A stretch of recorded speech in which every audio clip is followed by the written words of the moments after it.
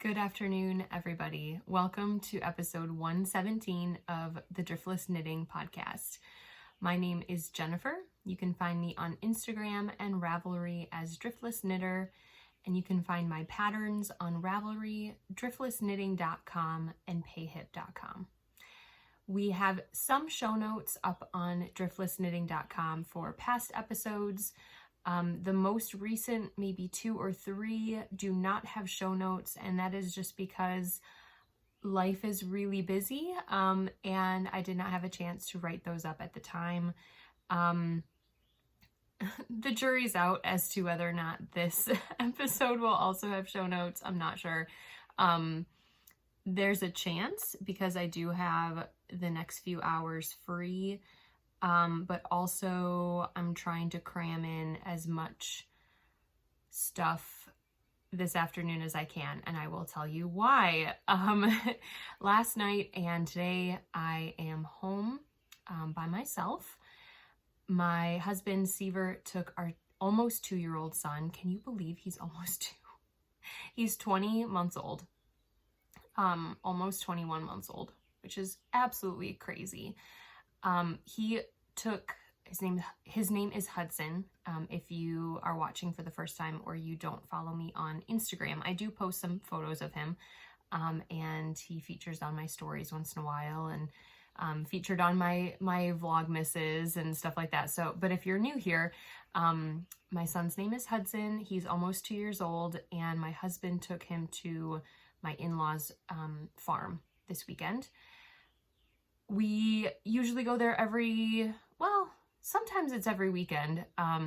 Lately it's been like every couple weekends, and things have just been really busy the last couple of months.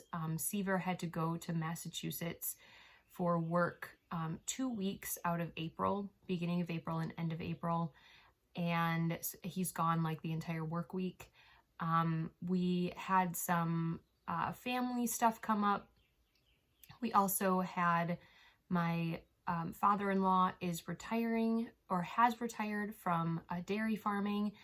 So for those of you who also watch, I haven't really posted about this. I didn't really do a post or any stories mentioning it because, you know, it was, as funny as that sounds, it's just retirement technically, but it's really their way of life. It's what the family kind of revolves around in a way. For those of you who grew up with a farming family, or you know of just that lifestyle, it's all consuming in a way that a lot of other careers aren't. It's your home life, it's your work life, having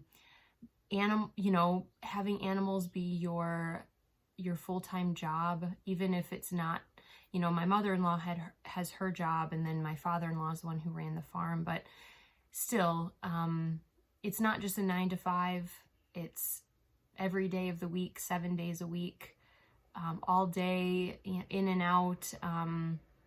When things are really busy, you know, it can go he can be out from 5:30 in the morning until 7 o'clock at night, 8 o'clock at night. So it's more than just a job. Also, when you're really passionate about it, like my husband is, and like I was. I'm like, is that grammatically correct? It's also really heartbreaking when it ends. My father-in-law is getting older. He's 71, and he was running the farm by himself with just my husband helping on weekends. And it was just way too much. He also plants crops. He was also getting some beef cows to graze on the land so that they have a little bit of income coming in after the dairy cows are gone. So anyway, it was a big life-changing sort of moment. We've known about it for probably since February, that the cows were going to be sold at the end of April. So it's been a couple weeks since they were sold. And we had a few weekends to kind of say goodbye and do the things we love to do one last time. Seaver, of course, helped as, you know, like normal as the time came near. And then I really made an effort to not just go and be with Hudson, and, you know, once in a while I'd go out and kind of be around the cows a little bit. But I did more of that in the weeks leading up to it, because I used to do that before Hudson was born. When we'd go to the farm, I'd be out there helping Seaver, and I loved being around the cows. I loved helping at milking time. I'd feed the calves. I'd help, you know, clean the barn and lay straw down for bedding. And so I did a little bit more of that. I made an effort to, and now that Hudson's getting older, it is easier. He doesn't need as much mama time, I guess, as he did when he was a baby. My mother-in-law is perfectly capable and willing of, you know, playing with him and making sure he's got everything. And I'd go in, you know, I'd only be out there for a few hours and then go back in. But yeah, it's getting a lot easier to do that when he's older. But anyway, that was a big deal. And actually he just texted me. They're there. They're having a great time. They're going to come back this evening. But he texted me some photos. They're hiking in the woods a little bit, and I can see it on my phone. Yep, he said that they miss me out there, but he's really glad that I'm getting some time to myself and a little bit of a break. So yeah, so I decided this weekend, I knew that my mother-in-law was free. She's the one that kind of does primary care when I'm not there, because Seaver a lot of times is out helping. Even now, without the cows, they're doing a lot of field work. So my father-in-law will still plant the fields, harvest, all that stuff. He has the beef cows, like I said, grazing, but no more dairy cows. So yeah, those of you who follow, it might be a little bit of a shock. I used to, and still did even after the baby, posted a lot about our time out on the farm. And thankfully they're not selling the farm. That would have been a whole other thing. But it was Seaver's first time back at the farm without the cows there, because it's only been a couple of weeks since they've been gone, and we haven't had a chance to go back with just busy schedules. Yeah, so anyway, I just felt like I needed a night. I needed some me time. I needed some knitting time. I was able to stay up a little bit later, sleep in a little bit this morning, have coffee, watch knitting podcasts, cook myself lunch, and now I get to podcast, and I'm so excited to be back. I've been longing to record a podcast for like literally months. I think my last one was recorded middle of February or beginning of February. I know that it was a few weeks after we moved. We moved on January 29th into our new house. And of course, that's where I'm recording from right now. You can see I am in front of a somewhat new space. I'm still in the same area I was the last time I recorded, my desk with all my, you can see a couple little sheep things right there. That's just to my left here, but I recently got this shelf behind me. It's from Costco, and if anyone is wondering, it looks, I think it is actually, oh no, it must be composite. I was gonna say, I thought it was solid wood, unless it is with like a coating on it. It doesn't, this outside doesn't look like real wood. It looks like it's printed with like a grain pattern. But it is very sturdy. Seaver sent me a picture of it. He wanted, I thought it was really sweet. So we were talking about how in the new house, which we absolutely love, and we're having such a good time, especially now that the weather is warmer. I promise I'll get into the knitting stuff, but there's so much to catch you up on. So we have the house pretty much all set up. There's a few things that we want to add. Some photos on the wall still. The front of our living room, like by the fireplace and TV, is still pretty bare. We don't have much on the walls, but we're just waiting. We want to get a little bit of artwork maybe. And I also want to get some family photos printed out and framed. And we did have to spend a bit to kind of get things set up. We didn't have to buy much furniture, but we bought a lot of stuff for outside, if you know what I mean. We came from an apartment, so we didn't have a lawn, we didn't have a garden, we didn't have a deck. We haven't bought deck furniture, but we need to fix the deck a little bit, which comes with a cost. But we had to buy a lawnmower. We had to buy some storage stuff for the garage. What else? We got a couple things for the basement, for Seaver's kind of like workout area, because he no longer has a gym membership. So he got some like mats. He already had oh my God, I can't. It's not like I didn't grow up with a father who lifted weights and have a husband that lifts weights. But his like set, his bench, and then he's got the barbell and, you know, the weights and everything like that. He already had that, but we got some mats. We got some like plastic gates, like gating to kind of keep Hudson out. It's not, it doesn't completely shut off that area, but it hinders Hudson a little bit more than it would without. And we need to kind of finish that up a little bit so that it is completely gated off.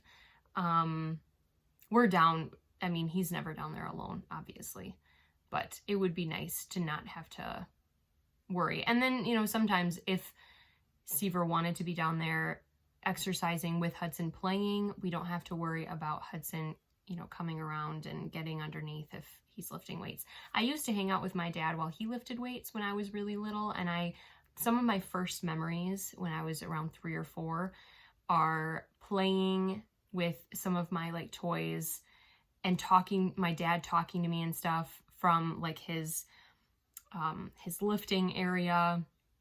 And I would kind of like, he'd play with me while he was, and then he'd stop and do a set, and then he'd, you know, talk to me, and we'd laugh, and like I'd play little like guessing games with him, stuff like that. So I think it's really cool that Hudson, you know, will be around Seaver while he's exercising and working out, and it'll, you know, have a good impression on him and all that stuff. What they say, kids imitate their parents. So yeah, we just have to make that a little bit more secure. And then just the random stuff, the other random stuff that we've picked up as we're setting up the house. So I can't remember where, I think I was just saying that we're pretty much settled in. There's a few things we need to add and fix, but not very much at all. But so Seaver has his garage that he's really excited about. He has his workout area downstairs, and then he also has his office because he works from home on some days. And I was just kind of saying how it just like occurred to me. I was like, you know, I don't really have a space for my stuff. Like we share the bedroom, we share the living spaces. Hudson has his toys, you know, like downstairs. I mean, I don't really, eventually we'll redo the downstairs, and I might have like a craft room down there, which is really exciting. But, you know, for right now, I don't want to put my yarn down there, even though it is a very nice basement, but it's not finished. So I'm like, yeah, you know, like it would be nice to have a little, like a knitting chair in a, you know, maybe a corner of our bedroom, and have my yarn set up, just to, I don't know, have it feel a little more inspirational. You know, you want to have like an inspirational space. And the main living room and all that stuff, like it's so cozy. I love being out there, but you know, you kind of want a little space where you can retreat. And we're still kind of working on that. I have some ideas. There's a corner in our bedroom where I have a bookshelf right now, and I think that would be a really nice space for a knitting chair because our windows are so big, and the afternoon light on sunny days in our room is just gorgeous. So I was thinking, oh, maybe I could move that bookshelf somewhere. We can make room. I could have a knitting chair. And then Seaver's like, well, maybe you should have a spot like to display some of your yarn, have a shelving unit that you can do that. And I was like, yeah, okay, you know, we'll see. And then he texted me a picture of this one from Costco when he was shopping there one day. He was like, what do you think about this? It's a really cool shape. Like, I think it would look really neat in our room. I'm like, yeah, okay. Like, as long as it's not too expensive, like, sure. So he brought it home. He set it up. and I have filled it up about 3/4 of the way, 2/3 of the way. The bottom shelves down here on either side of me are empty right now. I actually just filled this one up the other day. I was a little worried about Hudson when he comes in here pulling yarn off the shelf, which might still happen. I'm trying to instill a healthy respect for yarn. He's been into yarn shops a few times and he's actually done really, really good not pulling things off. Always supervised, but yeah, he's done really great. He hasn't really been in here much. Sometimes in the mornings when Seaver has to leave really early, I bring him in here. We have an ensuite bathroom, so I have to get ready for work before I drive Hudson to daycare, and he needs to be near me. Like, I can't just leave him, you know, out. He's not gonna get into anything, but you never know. He's 1.5.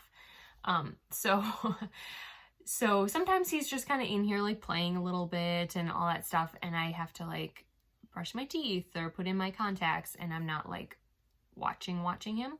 So I was a little nervous that he'd come to some of the, you know, lower yarns and just start like grabbing and pulling and stuff, but so far so good, though we haven't been in that situation quite yet, so we'll see.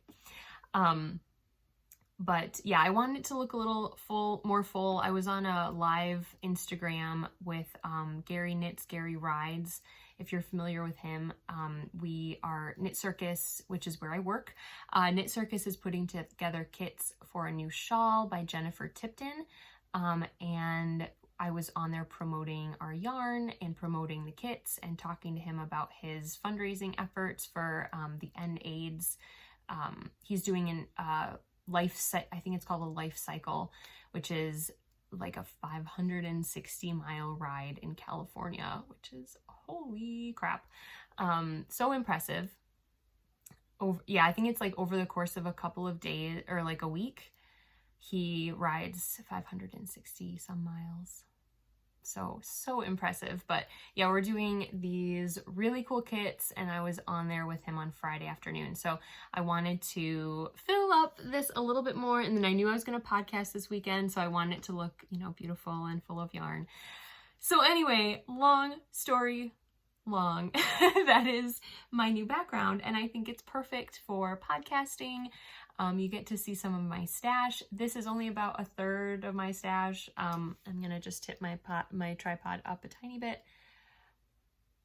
Yep, that's probably only 1/3 of it. Most of that is fingering weight and sock yarn that I have, and it's not all of. I think I have another bin of sock yarn, but it's my favorite. And yeah, and then I have a few other bins of DK and worsted and all that. But anyway. Wow, I just talked for 20 minutes and I haven't even shown you any projects. But that's what happens when you don't podcast for like 2.5 months. So I guess let's jump in.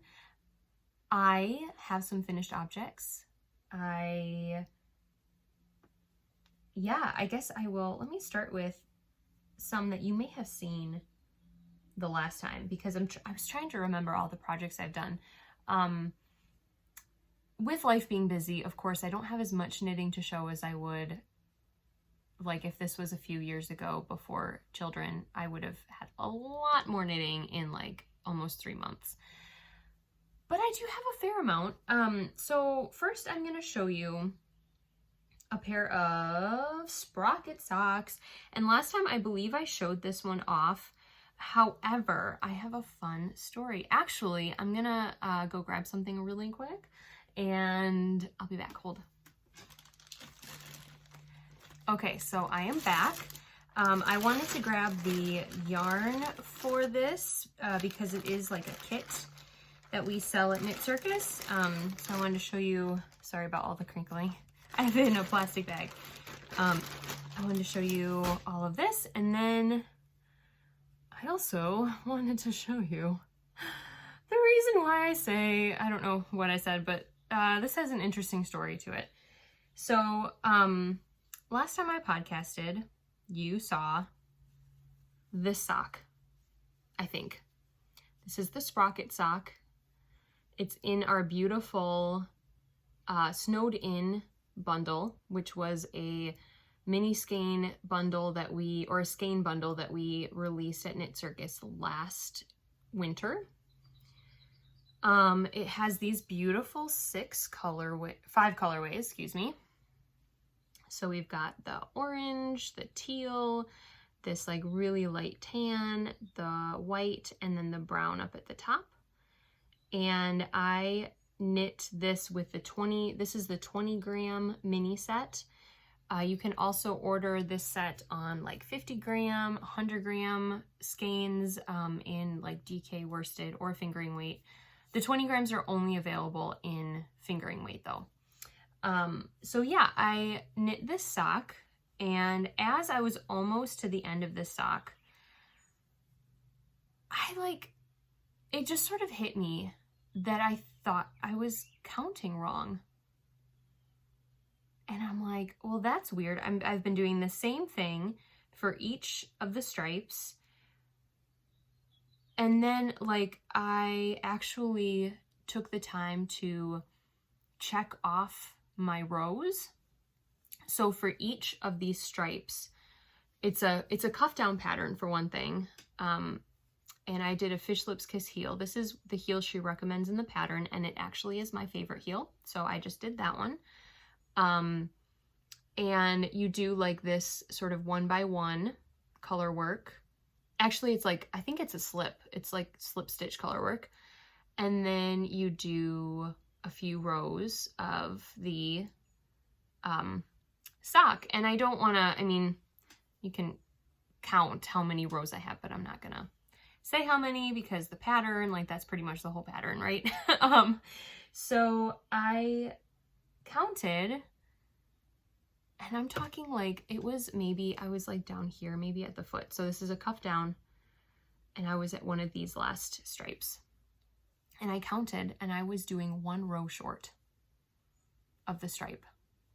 And these are a sample that we are putting in a new catalog that we're putting together for some shows that we're going to. For wholesale, I mean, we're going to be featuring this photo on our website, for social media. And I knit the rest of the sock. And I'm like, okay, in photos, are you really gonna, I was trying to like convince myself of, I was trying to talk myself out of either ripping out or like re-knitting or something. Because that sock did take me, it's just a little more fiddly than, you know, your basic sock, because you're switching colors, you're doing that slip stitch color work. So it did take me a little bit longer to do that one. And I was just like, maybe no one will notice, maybe it'll be okay. And then I'm like, you know what? I don't even want to risk it. I don't want, you know, I'm also, I get paid to knit samples. So I'm getting paid to knit this. I should knit it right. So what I did, I haven't even told my boss this. So they gave me the bundle for this pair of socks because I was knitting a sample and I'm not keeping these socks. So what I did was I bought my own bundle and I knit another pair of socks, and I will keep this one because I knit them in my size. I'm going to keep my original one. I'm going to knit a second one eventually to match it, and I'm just going to have a beautiful pair of socks to wear. And then I bought my own bundle and knit the sample sock in. Because I was not going to admit. I mean, I would have just gotten some ribbing, I'm sure, from my coworkers. We're all pretty good friends and everything, and I probably just would have gotten eye rolls and a little teasing. And I'm like, you know, I can just, no one needs to know. I'm just going to knit a whole other pair of socks. Thankfully, I only knit that one sock before stopping and actually counting my rows. So here we go. Here is the finished pair of sprocket socks. Blocked, beautiful, finished, correctly knit. So you can see that it's a little bit, it turned out a little bit different. I ended with a different color because of the extra row in each stripe. So here I ended with the white, but here I ended with the orange, which I actually like better. I like having the orange be the last color. The white, it's just a little too, I mean, for me, it doesn't matter because no one's going to see these in my shoes, but for like the sample photos and stuff, I like that the orange is more prominent. And again, I did the Fish Lips Kiss heel. I think that this pattern calls for a twisted German cast on. Am I getting that right? I don't often knit cuff down socks, so I'm not as familiar with like the stretchy cast ons. I usually have to worry about a stretchy cast off, bind off, because I knit toe up. But yeah, so these are done again with the snowed in bundle on the 20 gram 75/25 merino nylon minis. It's the sprocket sock. I can't remember who designed it. I'm really sorry about that. But they were really fun. The second pair also went quicker. Like both of these socks went pretty quick, which I don't really know why, but maybe it's because I've already knit one. So yeah, I knit three. I have 3 sprocket socks now.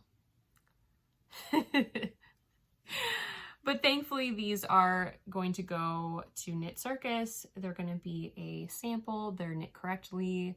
They're beautiful. And yeah, we took some beautiful photos with Crystal Berry, who's a professional photographer in the Madison area. She's done some photographs for some designers that I know, and she did some sample photos for us for our catalog that we're doing. So really, really excited about that.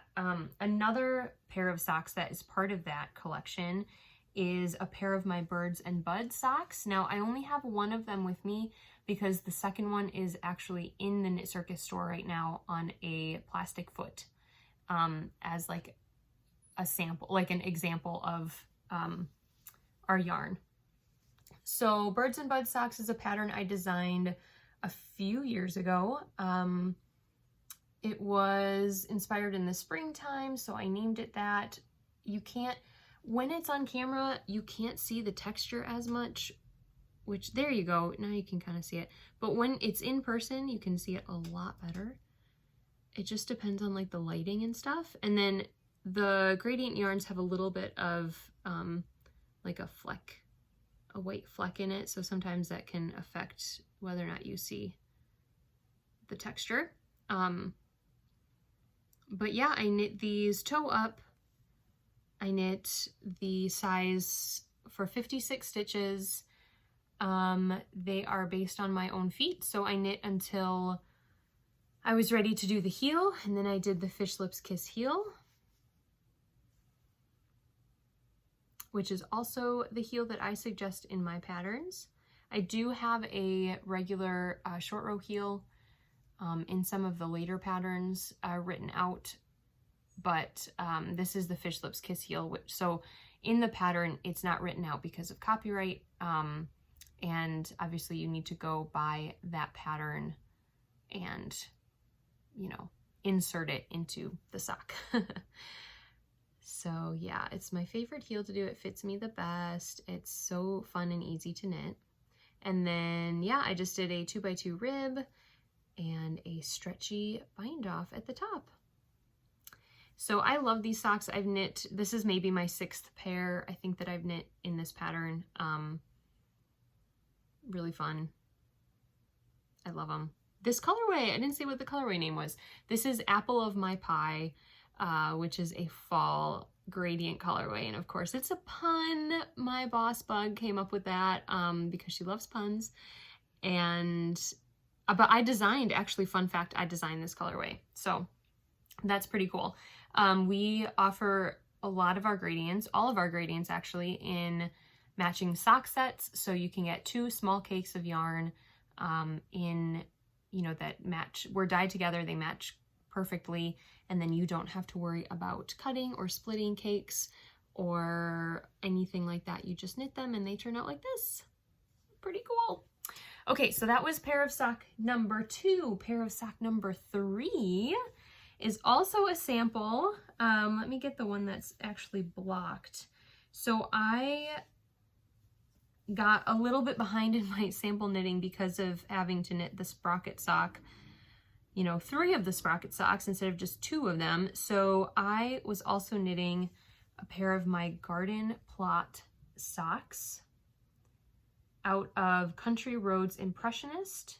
So if you're wondering about the Knitcircus colorways or dye techniques, the difference between a gradient and an impressionist, you can see the difference pretty clearly, I think, but the gradient has even sections of color, and they change. Sometimes they change really subtly, like the reds at the bottom, and then you've got like the sections of green and that taupey color and the gray at the bottom or in the middle there. And then impressionists, it does change from, you know, the blue to the orange, or it's like an orangey tan at the top, but there's a lot of speckling and variegation in between. So they kind of, they're like pixelated gradients. That's how I kind of refer to them. So this is the garden plot socks. This is another pattern that I designed. I think I designed this the fall of 2020 because I was working on the second sock like when Hudson was born, and he was born in September 2020.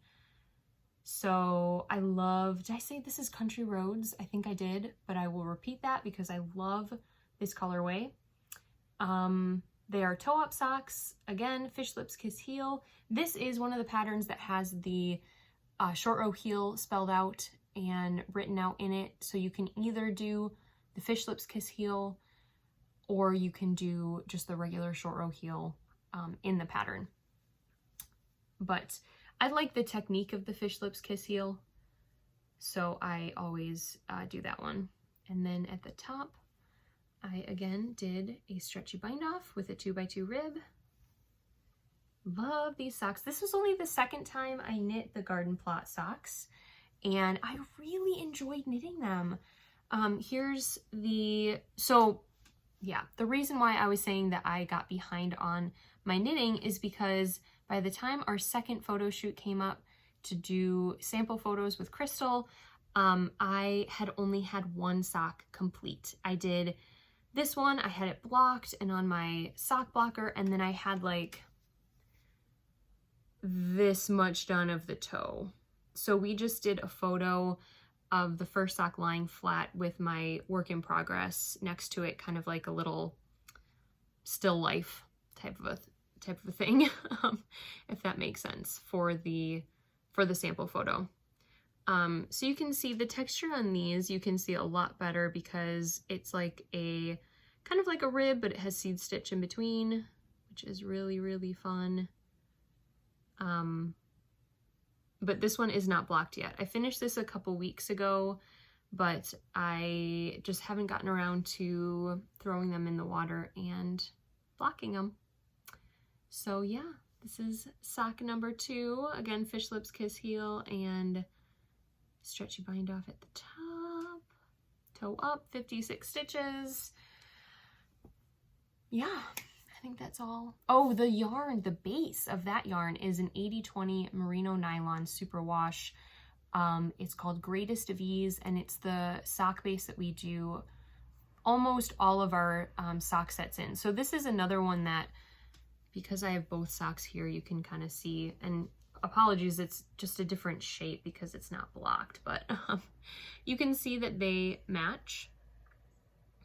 We dye these together as well. These are a little more, they can have some areas that are a little bit different because it's not as precise as the gradients. But they do, you can see there's that large stripe of orange in the middle.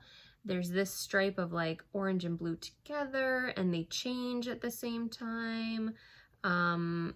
It's got that stripe of orange where the orange kind of first shows up a little bit. The toes are the same. So yeah, when you cast on, like I said, you don't have to worry about matching your, or cutting your yarn at a certain point so that it'll match. You know, you have 2 separate cakes of yarn. And for those of you who have watched for a while, you've seen me show some of the ones that I have in my own stash. And yeah, they're just really fun to knit off of. Okay, so I think that's it for finished objects.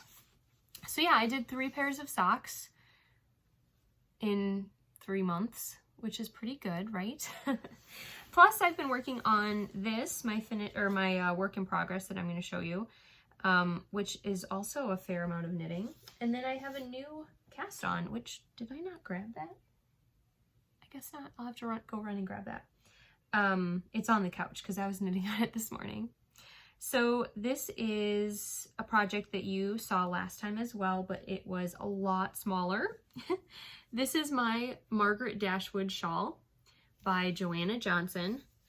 It's very long, so I can't get it all in the shot at the same time.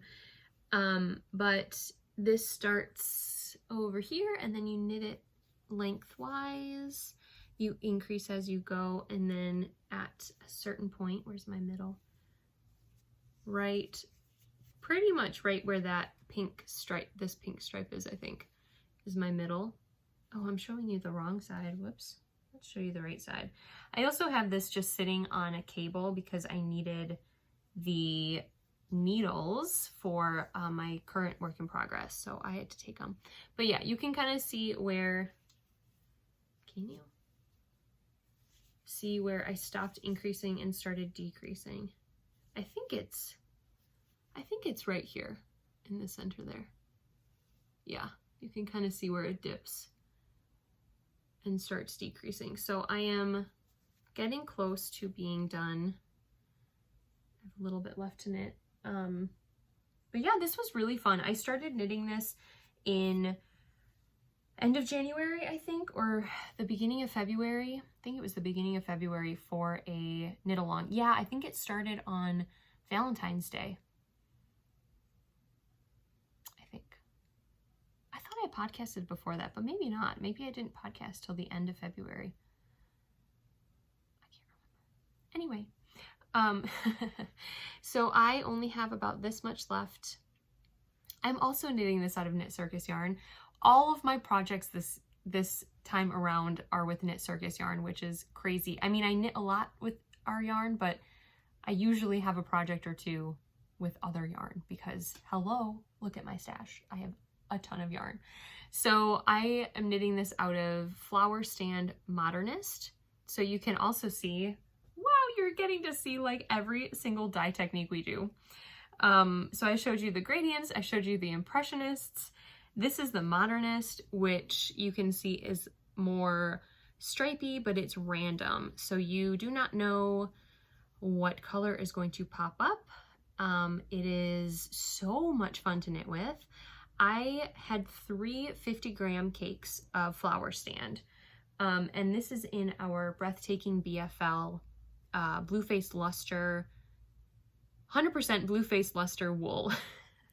So they each had about 200 yards, 205 yards, I think. And this shawl called for like 150 grams. So I had 3. They all were dyed within, I don't know if they were the same dye lot technically, but they were dyed like at the same time.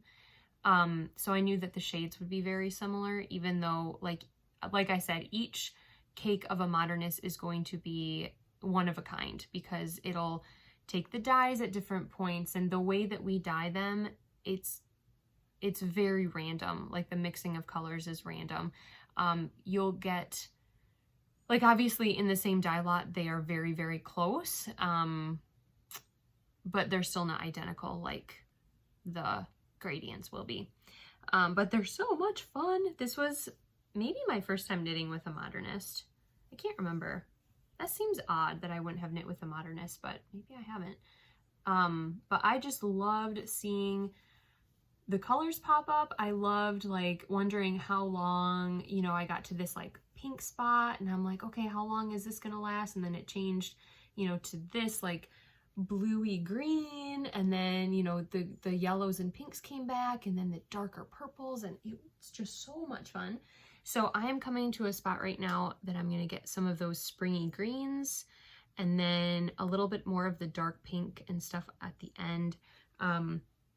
So yeah, I have had a really great time knitting this. It's been on my needles for a while because I had to prioritize the sample knitting, of course. But I have been knitting on it more recently. It's a pretty mindless project, so it was great for car knitting. We went down to my mom's in Illinois for Easter, so I brought it there and I knit it in the car a lot. And I want to, you know, get it off the needles because I don't know, it's just a great feeling when you get something off the needles. I'm not stressed about it. It's not like I don't know. It's not like I'm stressed. It's not like I don't like knitting on it anymore. It's just, you know, going to be a great feeling when it's off the needles. So yeah, highly recommend. This was in the summer 2012 Jane Austen Knits magazine. It's also, I think, in the like the best of Jane Austen knits. And it's called the Margaret Dashwood Shawl. So, oh, I have this in a bag by Chasing Acorns. We used to carry Chasing Acorns bags. I'm not sure if she's making bags right now, but I love this bag. I have 2 of hers. It is great. It has a carabiner on the end so I can clip it to something. They're great for traveling. It also has a like plastic inside coating with the fabric outside. So if you get something, if you drop it in a puddle, if coffee spills on your bag and your project is inside, I mean, it's going to stain your bag, unfortunately, but it's not going to get to your project. So, and it has a great drawstring. So yeah, highly recommend these if you find them anywhere, or if she does start making them again. We saw her at, I forget what show, not Yarnover. Is it Yarnover? In Chicago? Like 2019 or 2018. I can't remember. The last few years have been just a mix in my head. Let me walk away for the second time in this episode and go grab my current work in progress, my other current work in progress. Okay, so I just cast this on the other day. I have this in a bird legs bag. Again, they're not making these anymore, which is super sad. I love the shape of it. It has some interfacing, so it's not like super flimsy floppy, I guess. They always would put themed little charms on their zippers. So this one is a little chick and it's my farm bag. I broke this one out because it's perfect size. Also, it's just so summery. I have a few farm themed bags and I usually have them out in the summertime because they just, yeah, green leaves, green grass, happy farm animals. I love it. So I cast this on because we are going to H&H America's wholesale show in June. We are vending. We have a booth. We will be opening up wholesale accounts for yarn shops. So if you have a yarn shop, if you're the owner, if you work at a yarn shop, or if you just have a favorite yarn shop and you'd like to see Knitcircus Yarns in your shop, then check it out. We are booking wholesale accounts at the show, but we are also going to be opening up wholesale accounts to other yarn shops. We're also going to be reaching out to people. We have this wholesale catalog that will have all of the available colorways and bases. We will have a spreadsheet where you can, you know, put your order together and send us, you know, your order, and we will process it and ship your order out and all that stuff. So we're like figuring out the logistics, but it's very exciting. We are excited to add this. I mean, it's exciting and scary a little bit, but because we're a small team, but I'm super, super excited to hopefully get our yarn in some other shops. Just give us more opportunities as a business to grow, meet and make connections with new yarn shops and with new knitters. So it's very, very exciting. But we wanted Bug is my boss. Yes, that is her name. It's not her given name, but it is the name that she goes by. Bug and I are going to Chicago in the middle of June. for this show, and we both wanted something to wear in our yarn. And since I don't have anything that is summer appropriate, I'm knitting something. So this is the start of it. This is the Kala top, spelled K-A-L-A, by Pip and Pin. And it is a lightweight, fingering weight, like, they call it a crop top, but it's not really a crop top. For me, I think it's gonna come to the top of my hips. I'm like pointing at my hips like you could see them, but you can't. So like the top of my hips, so it won't be like a crop top that just comes to my waist. It'll go down a little bit more to my hips. So this starts with, you knit it the front and back, and then you join them together and you knit the body. So this is the front. So it has this like cool like mesh pattern. I'll scoot up a little bit so you can see this really cool mesh pattern. It's going to be more pronounced when it's blocked, of course. And then I just started the stockinette of the front. I think I have to knit another inch or so before I put these stitches on hold and start the back. Yeah, I'm trying to think what else. I am knitting this out of Knitcircus Trampoline, which is 100% merino, and this is the Sage Advice colorway, which is a really, really pretty sage green. This has been one of my favorite semi-solids since we got it in. I knit my Cabin in the Woods hat out of this colorway. That's a design of mine from like a year or so ago, year and a half ago, in DK, but this is our trampoline colorway, or trampoline base, which is fingering weight. I'm alternating skeins because even though, you know, they're the same dye lot, they do vary slightly, and I don't want any stark difference between the two. So the other reason why I thought this bag would be perfect is because I can have them both sort of sitting there and keep them in the bag and knit out of them. I don't have like separate pockets for them or anything. I do have to sort of shift them around a bit when they get tangled, but it's not a hardship. It's not that bad. So yeah, I'm enjoying this. I think I can't remember when I cast this on. This past week, Wednesday maybe, I think. So I got a little bit knit, yeah, it must have been Wednesday, Thursday, and Friday evening, and then I knit, maybe it was Thursday. Gosh, I can't remember. There was a Bucks basketball game. We're fans of the Milwaukee Bucks NBA team, so they are in the playoffs right now. Actually, their game starts in like 20 minutes, game 7, which they're playing against the Boston Celtics, and it doesn't look so good. This might be our last game of the season. I'm really hoping not. We won last year. We won the championship. We are 2021 NBA champions, and we were hoping for a repeat.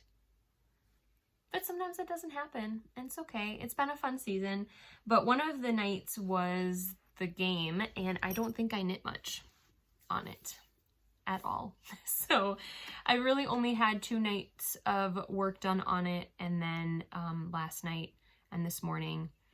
So now that I'm in the stockinette portion, I can get that last inch knit pretty quick and then start the back, and then I think it's just gonna fly. I'm really excited to have that done. I'm excited to have some warm weather knits. I have some other ideas of yarn in my stash, that I want to knit some like tops with, some summer tops with. And like, have you guys seen the azalea top? I think that just came out. I can't remember who designed it, but I really want to knit one. I think maybe I have this really pretty, I only have 2 skeins of it, and I wanted to do like a sweater or a, like, I don't know, a shirt of some sort. And I know it's kind of boring. It's this like creamy, I love this. It might just completely wash me out though, but I don't care. So yeah, this is Bumble Birch, which I don't think they dye yarn anymore. I found this when I was in Washington, D.C. at, not the yarn shop, not Fiber Space, which is across the river in Virginia, but there is a yarn shop in DC, and I can't, Looped? Is that what it's called?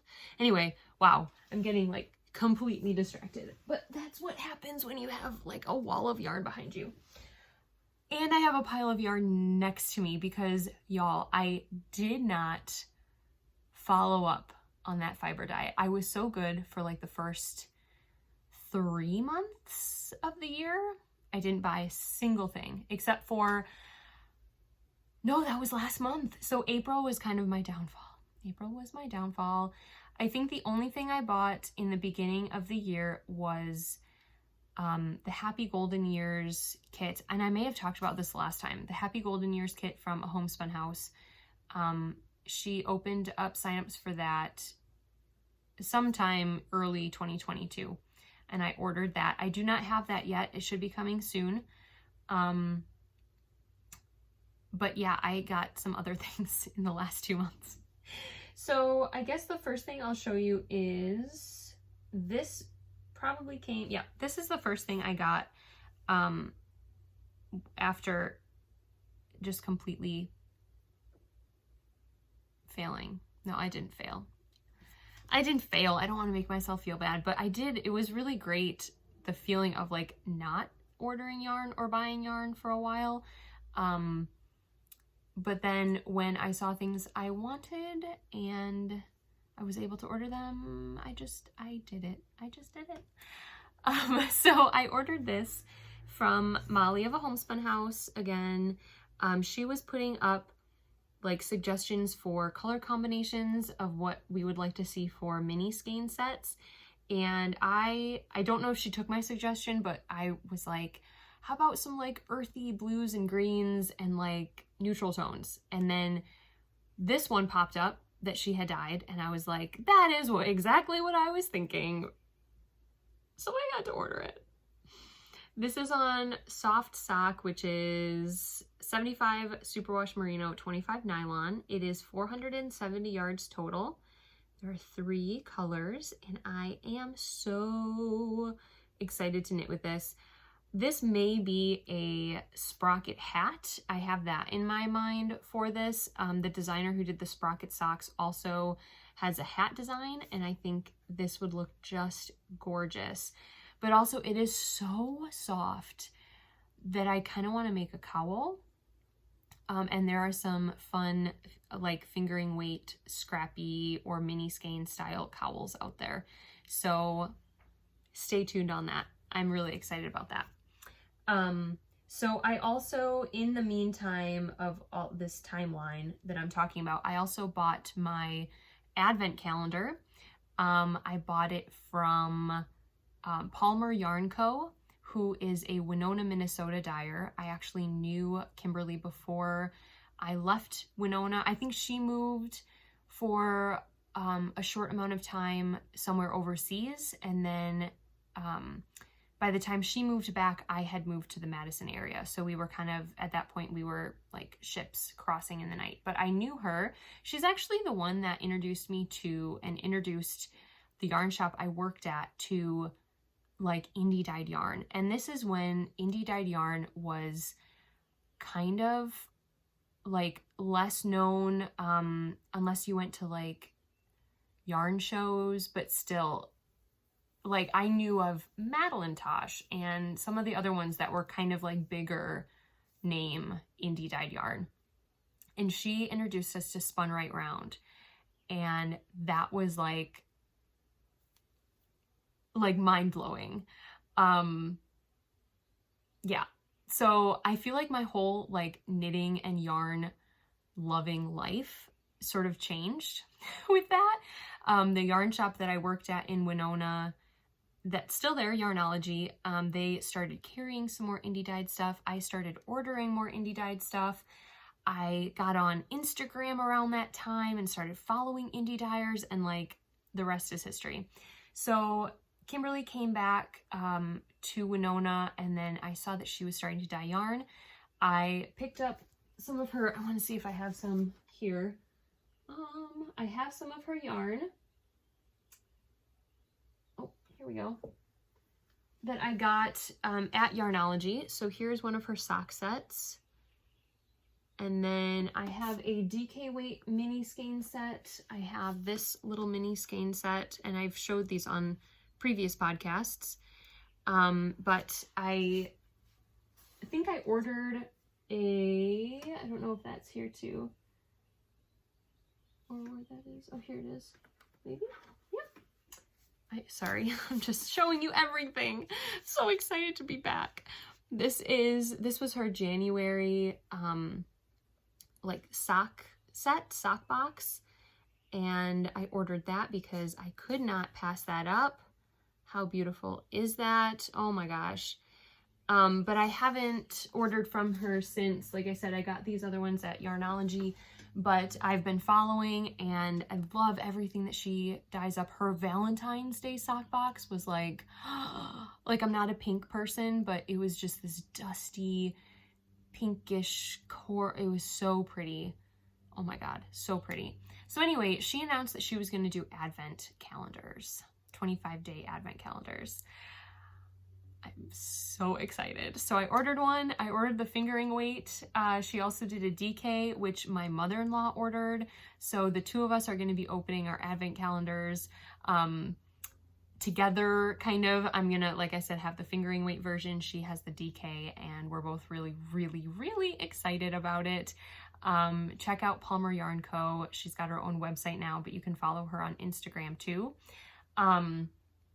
I also ordered the like Advent Legacy Fiber Arts. They're doing a couple this year where you get like a mini sock set. They do like these micro sock sets, which are perfect for me because I have smaller feet, so I don't use as much yarn. And you get a like 75 gram, or maybe it's even a 50 gram main color, and then a 20 gram mini with it. And that's all I need for socks. I only use about half a skein anyway for my socks usually, so perfectly happy with that. And they're doing a Dickens Christmas, which I love Charles Dickens. I studied Charles Dickens for my undergraduate degree. My senior year, I did a full seminar, so like an entire semester on his novels. We read like 7 of his books in a semester, which is absolutely insanity. If you know the size and the like depth of them, it's like ridiculous. But I fell in love with his works, with him as a person. I mean, he's complicated, people. Most 19th century authors, male authors, were a little complicated. But there's something just really neat about him, I think. Anyway, I'm sure lots of people disagree with me, but that's okay. I was so excited when I saw that, and I know that they'll probably base like most of it on A Christmas Carol, which is totally fine because that's one of my favorite Christmas movies and stories. So I'm really excited about that. You get 4 of these mini sock sets, and you open one every Sunday of Advent up until Christmas. So I'm super stoked about that. I'm really tempted to like just keep buying advent calendar. I mean, I don't have the money for them, which is why I have not, but there have been some other dyers who have released their advent calendar signups, and I'm just really tempted to just like buy them all. But yeah, we're not going to do that because we're paying off a house now. So anyway, I did get some yarn from LYS Day, from one of my local yarn shops. There is one in the town we used to live in. So we moved about 15 minutes away from the town we were in when Hudson was born. So for the last like year and a half-ish, we lived there. I guess it was almost 2 years. It would have been 2 years this month that we lived there. So we really love that town. It's right on the Wisconsin River. It's beautiful. There's hills and bluffs, and we drive through it on our way back to Seaver's parents' house. They have a beautiful yarn shop there called Flax and Fleece, which it used to be called Dee Marie's Knit Shop or Dee Marie's Fiber shop or something like that. But it was bought by one of Dana, that was the previous owner, Dana's employees, and they kind of rebranded. They moved locations. They're in this really beautiful old building in downtown Sauk City, and it's right next to the river. So if you just kind of like walk around, they have this little like park behind it, and then you can see the river right there. So it's really beautiful. And they have a great selection of yarn. So we were in that area on the Saturday of LYS Day, and we were going to pick up some stuff for the house and the yard at the Ace Hardware in Sauk City. And I'm like, hey, it's local yarn shop day, and they're having these sales and these specials at Flax and Fleece. Can we stop in? And Seaver's like, yeah, sure. So I actually had a like $100 Visa gift card. And I had been saving, I don't know what I was saving it for, but I had been saving it. It was in my wallet, and I'm like, you know what? I'm treating myself. So I got 2 skeins. This was all 50% off, the Madeline Tosh Farm Twist. It's a DK weight. It's 100% superwash merino, right? Yes. It's got this really pretty twist on it, so the stitch definition is going to be beautiful. And this one is in crew neck. So I loved this blue, this denim-y blue with, it's got some speckles of like brown and almost like a yellow. So yeah, they were 50% off. So I thought, hey, why not get 2? It's like buy one, get one almost. And then I saw this one, and I actually already have a skein of this in the same dye lot. It's in my DK bin somewhere, so I didn't fish it out, but I had gotten a skein of this over Christmas, and they still had some left, so I got 2 more because I thought, hey, my options are just, I have more options now. Whether or not I knit them all 3 together or I knit 3 matching hats, I mean, who knows? But options are endless, relatively. So I also picked up, I'm just gonna like hold all of these up at the same time, I think. These are not necessarily going together, but I thought that some of them go together really well. Actually, I mean, they all pretty much go together well. These are all mini skeins from Emma's Yarn.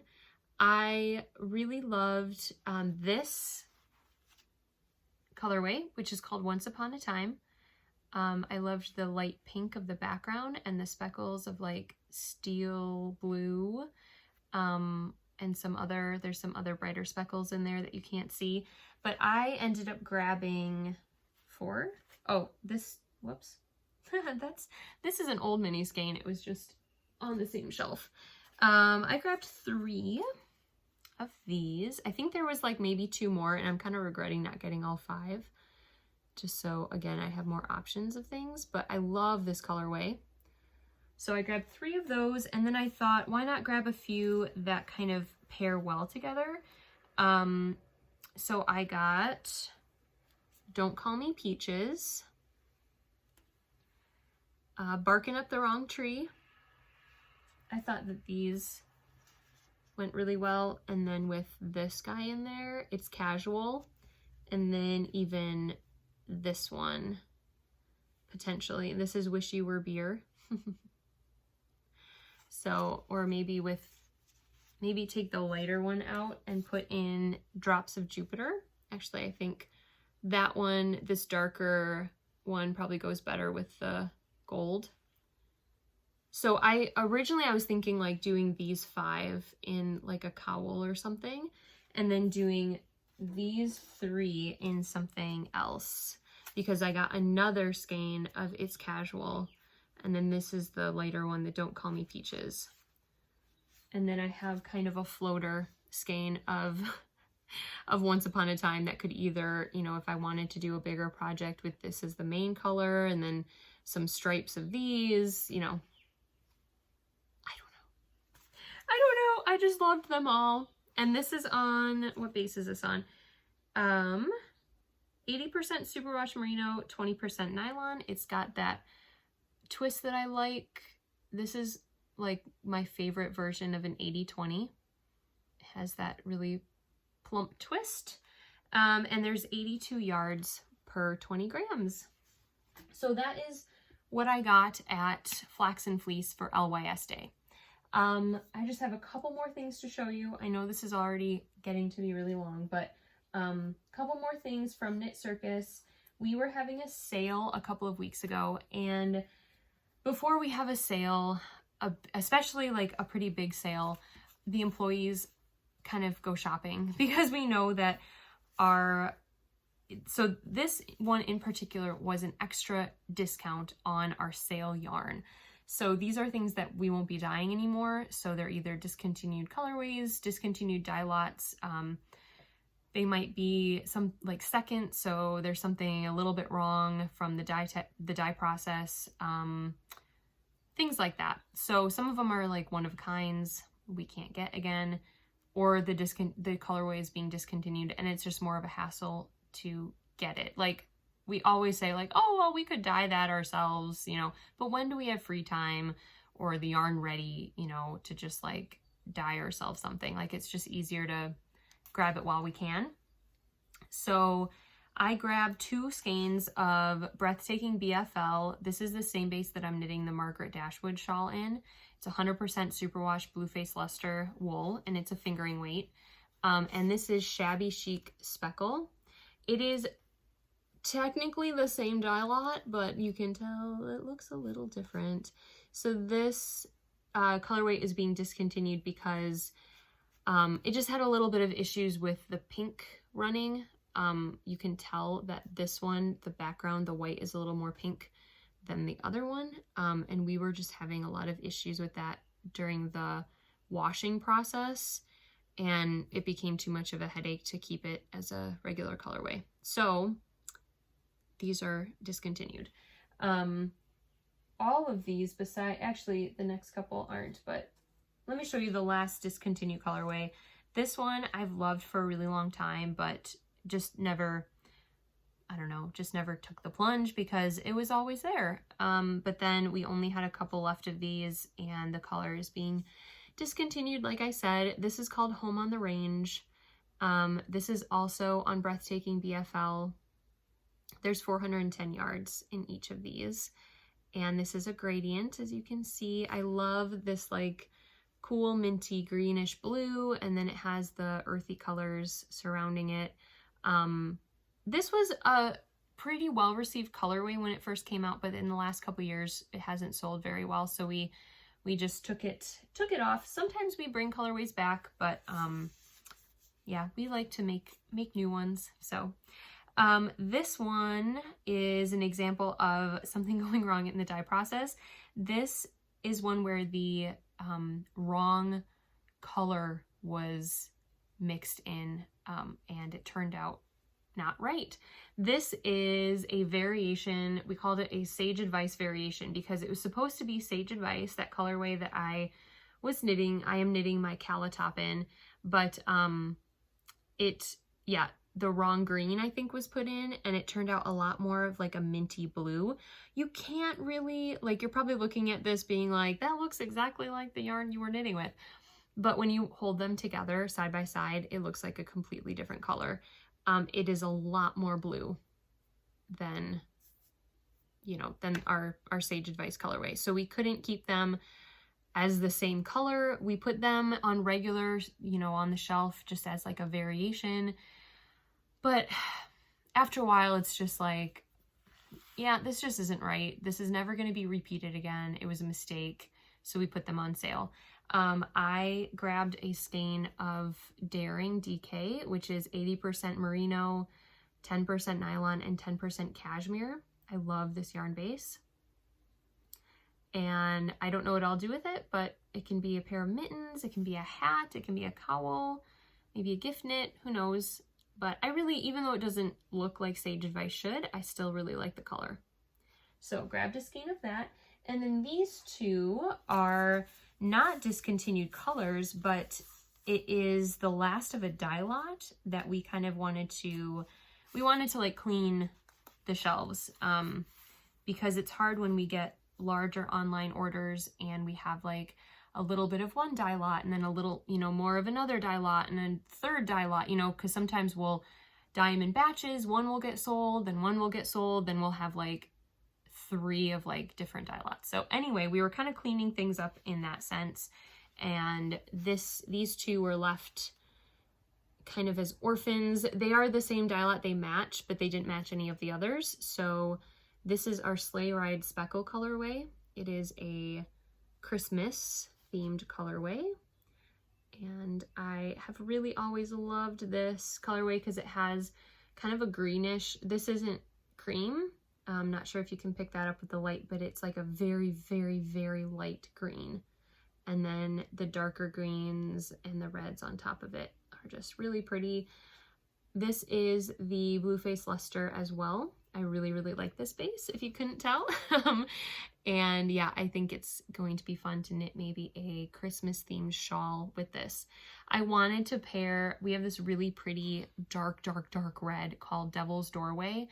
And I wanted to pair it with this because I think it matches like this really dark red. But everyone, like all my coworkers were like, no, Devil's Doorway is going to turn this like pink. And that's the problem with some of those really, really saturated solid colors. And you guys should know this if you're going to do like color work or 2-colored things. No matter how well they're dyed, there's always the slight chance that there's going to be some bleeding. And that's why, you know, people want those super, super saturated colors. They're color fast. Like for the most part, they're not like the color's not going to, it's not going to fade on the yarn, but a little bit of it can still leach out of the yarn. It shouldn't just like run and run and run and run. Then you know that the yarn wasn't treated right. It wasn't either cooked or baked. You know, it has to have like a heat set, and then it also has to have like a mordant on there. So we use like citric acid. You can use vinegar. You can use, you know, some other things to set acid dyes, but